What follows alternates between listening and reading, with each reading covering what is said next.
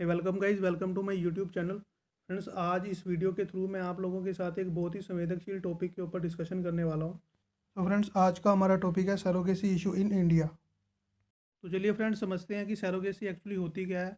India में surrogacy की history क्या रही है, किन किन कंट्रीज़ ने इसे लीगल बताया और किन किन कंट्रीज़ में यह बैन है, और रिसेंटली इंडियन गवर्नमेंट ने जो सरोगेसी के ऊपर एक बिल पास करा है उसमें क्या क्या पॉइंट्स बताए गए हैं।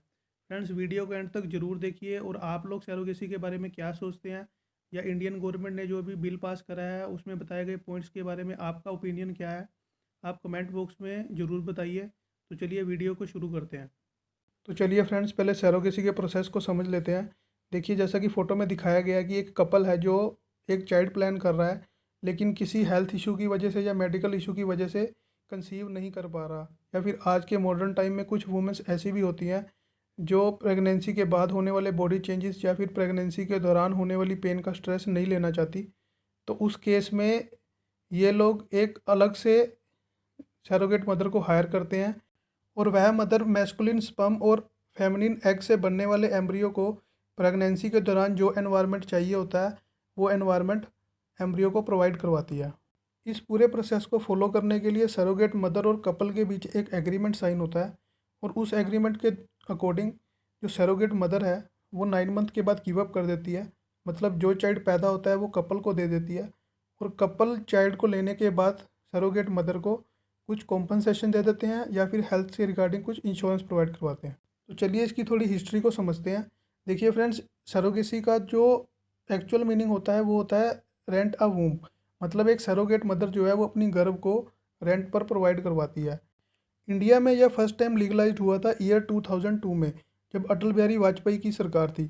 उस टाइम इस सरोगेसी के प्रोसेस को लीगलाइज करने का मेन मोटिव था मेडिकल टूरिज्म को प्रमोट करना। देखिए, उसके बाद जो इंडिया था वो सरोगेसी का एक तरह से हब बन गया था। इंडिया में उस टाइम पर सरोगेसी ने जो सबसे ज़्यादा आकर्षित करा वो फॉरेन कपल्स को करा, क्योंकि फॉरेन कपल्स अगर सरोगेसी के प्रोसेस को फॉलो करते थे तो उनको अपनी कंट्री में एक सरोगेट मदर को हायर करना पड़ता था, जिसकी cost approx $1 lakh US dollar आती थी।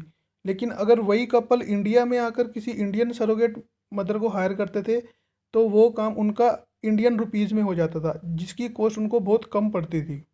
ईयर 2012 में CII की एक रिपोर्ट आई, जिसके अकॉर्डिंग इंडियन सरोगेसी इंडस्ट्री का जो अर्निंग साइज था वो $2 बिलियन पर ईयर था। उस टाइम पर जो सरोगेसी प्रोसेस था वो इंडियन मेडिकल इंडस्ट्री के 3000 फर्टिलिटी क्लिनिक्स के साथ एंगेज हो चुका था, और यह पूरी तरह से एक बिजनेस का रूप ले चुका था।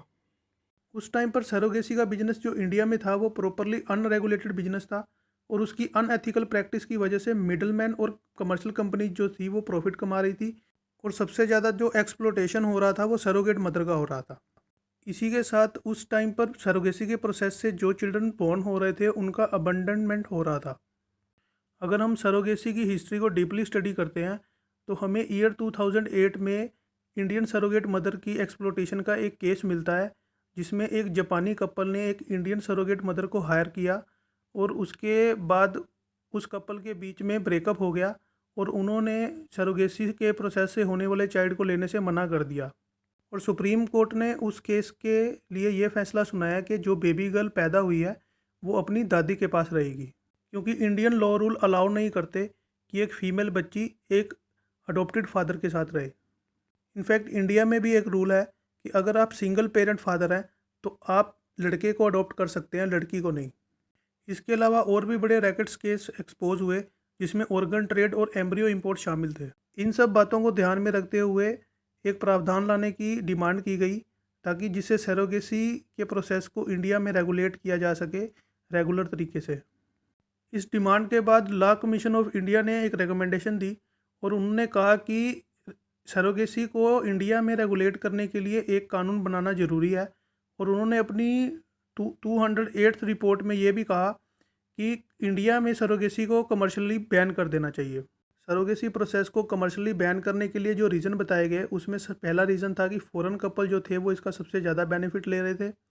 Lack of proper legal framework होने की वजह से सरोगेट मदर का एक्सप्लोटेशन हो रहा था। लैक ऑफ एजुकेशन की वजह से उनको एग्रीमेंट का पता नहीं लगता था, और जो हायरिंग एजेंसी थी वो फोर्सफुली उनसे प्रोसेस को फॉलो करवाती थी और एक तरह से उनका एक्सप्लोटेशन करती थी। इसके लिए 2015 में मोदी गवर्नमेंट ने एक नोटिफिकेशन निकाला जिसकी अकॉर्डिंग फॉरेन नेशनल्स के लिए सरोगेसी प्रोसेस जो था वो पूरा प्रोहिबिटेड था। और इसके बाद 2016 में मोदी सरकार ने एक regulation bill first time introduce किया लोकसभा में, लेकिन पार्लियामेंट डिसॉल्व होने की वजह से रेगुलेशन बिल जो था वो लैप्स्ड हो गया और 2019 में दोबारा से इस रेगुलेशन बिल को लाया गया। इस बिल को 2019 में ministry of health and family welfare ने इंट्रोड्यूस किया, जिसको अगस्त 2019 में लोकसभा में अप्रूव कर दिया गया। लेकिन इस टॉपिक पर बहुत सारी डिस्कशन अभी बाकी थी, तो इसके लिए एक अलग से स्पेशल सिलेक्शन कमेटी बनाई गई और ये केस उस सिलेक्शन कमेटी को हैंडल कर दिया गया। आइए देखते हैं इस बिल के कुछ स्पेशल प्रावधान जो सिलेक्शन कमेटी को रेकमेंड किए गए थे। इस सरोगेसी बिल के अकॉर्डिंग नेशनल और स्टेट लेवल पर एक सरोगेसी बोर्ड की स्थापना की जानी चाहिए और इंडिया में ओनली एथिकल एल्थुरिस्टिक सरोगेसी को अलाउ करना चाहिए। देखिए, एथिकल एल्थुरिस्टिक सरोगेसी होती है जिसमें एक सरोगेट मदर किसी कपल की भलाई के लिए सरोगेसी प्रोसेस को फॉलो कर सकती है, ना कि पैसों के लिए या कॉम्पनसेशन के लिए। Who is allow for this process? देखिए, Indian married couple for at least 5 year. एक कपल जो 5 ईयर से मैरिड कपल होना चाहिए और उनको एक सर्टिफिकेट भी जारी करना होगा जिसमें वो उनको शो करना होगा कि वो मेडिकली अनफर्टाइल हैं और उनको एक बच्चे की ज़रूरत है।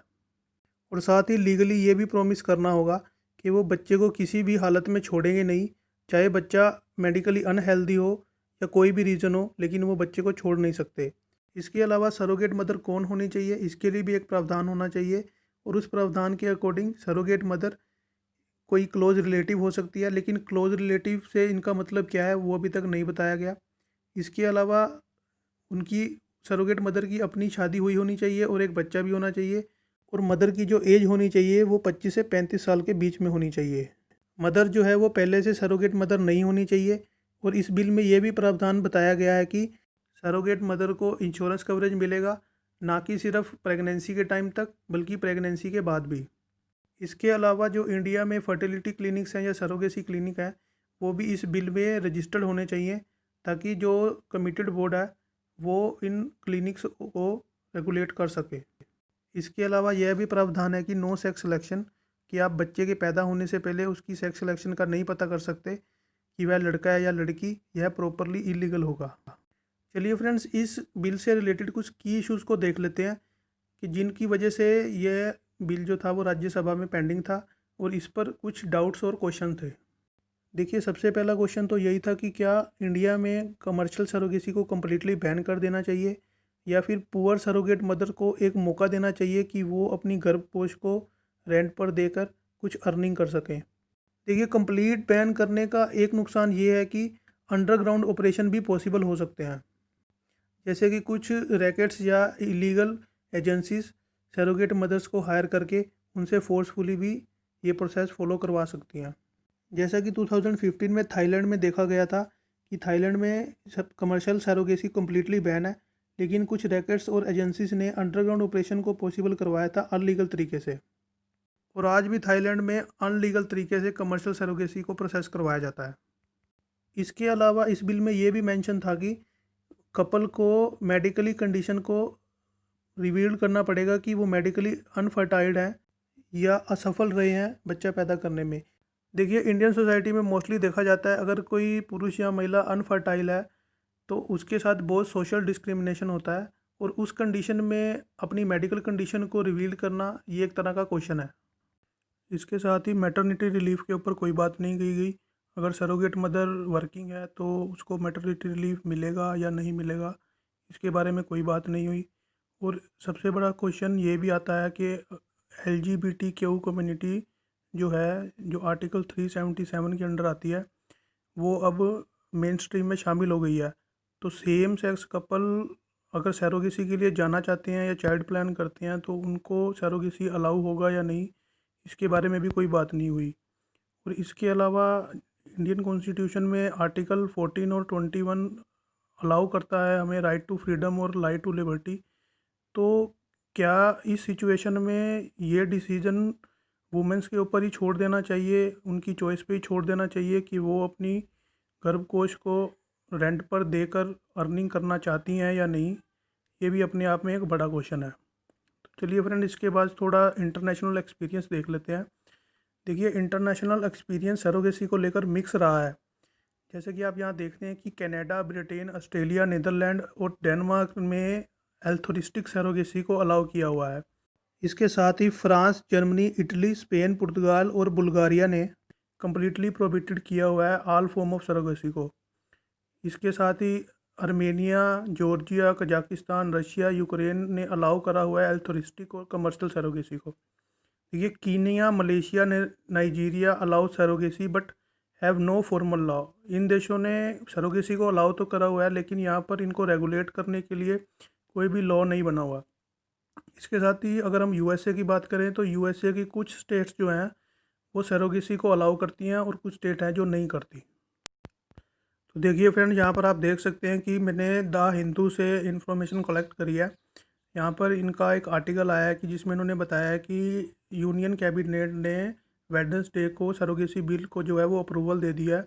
और अब इस बिल के साथ जो इस बिल का बेनिफिट है वो विडो और डाइवोर्स वुमेंस ले सकती हैं with the infertile Indian couples के साथ। और इसमें फ़ॉरेन कपल्स को प्रोहिबिटेड किया गया है। फ़ॉरेन कपल के लिए सरोगेसी बैन की गई है। इसके साथ ही सरोगेसी बिल में 15 मेजर चेंजेस किए गए हैं। और एक सबसे बड़ा चेंजेस ये भी किया गया है कि जैसे कि पहले इनफर्टाइल कपल को अपनी मेडिकल कंडीशन को रिवील करना पड़ रहा था, तो उस केस में उनका सोशल डिस्क्रिमिनेशन होता था, लेकिन अब उनको ऐसा कुछ करने की ज़रूरत नहीं पड़ेगी और वो बिना अपना मेडिकल कंडीशन को रिवील करे सरोगेसी प्रोसेस के लिए जा सकते हैं। इसके साथ ही इस आर्टिकल में यह भी बताया गया है कि इस बिल का मेन उद्देश्य जो है वो एल्थोरिस्टिक सर्जरी को प्रमोट करके कमर्शियल सर्जरी को बैन करना है। और union minister of women and child development Smriti Irani ने इसमें एक चीज़ यह भी ऐड करी है कि इंडियन कपल ही सरोगेसी प्रोसेस को फॉलो कर सकते हैं। फॉरेन कपल के लिए सरोगेसी प्रोसेस अलाउ नहीं है। और साथ ही यह भी मेंशन किया गया है कि नेशनल सरोगेसी बोर्ड की स्थापना की जाएगी जो स्टेट और यूनियन टेरिटरी में होने वाले सरोगेसी प्रोसेस को रेगुलेट करेगा। इसके साथ ही इंश्योरेंस कवर को भी सरोगेट मदर के लिए बढ़ा दिया गया है। इसकी जो टाइम पीरियड रेंज थी वो 36 मंथ कर दी गई है, 16 मंथ से बढ़ाकर। और साथ ही जो प्रावधान लाने की बात की गई थी वो हमने पहले डिस्कस कर लिए थे, उन सबको भी अप्रूवल दे दी गई है। उम्मीद करता हूँ फ्रेंड्स आपको मेरे द्वारा शेयर की गई इन्फॉर्मेशन अच्छी लगी होगी। और आप भी कमेंट बॉक्स में कमेंट करके ज़रूर बताइएगा कि आप सरोगेसी प्रोसेस के बारे में क्या सोचते हैं, या फिर इंडिया में सरोगेसी कमर्शियली बैन होनी चाहिए या नहीं होनी चाहिए, या फिर यह डिसीजन टोटली वुमेंस पर डिपेंड कर देना चाहिए कि वो अपनी गर्भकोश को रेंट पर देकर अर्निंग करना चाहती है या नहीं। तो थैंक यू फ्रेंड्स, वीडियो को एंड तक देखने के लिए। Stay bless, good bye.